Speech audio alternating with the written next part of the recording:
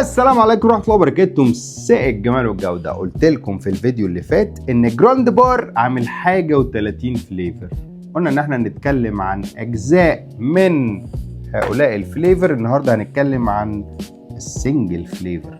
انا ما بقولش سنجل مازر، ركز في اللي انا بقوله، عارفك وهجيبك. طب انا ليه اروح اشتري من جراند بار سنجل فليفر؟ هقولك. سنجل فليفر يعني هتاخد الفاكهة بدون اي اضافات مع كواليتي البريميوم اللي بتقدمها جراند بار، فانت هتحس بطعم الفاكهة الحقيقي في كل باف هتاخده. السنجل فليفر برضو بيديلك ميزة، دايما في الميكسات بيبقى فيه طعم مغطي على طعم. انا بحب الجوافة وما بحبش الباشن فروت، فانا عايز طعم الجوافة. عمل لك هو الجوافة لوحدها، والتجربة دي هنلاقيها في 12 فليفر متنوعين، مفيش فيهم حاجة شبه التانية.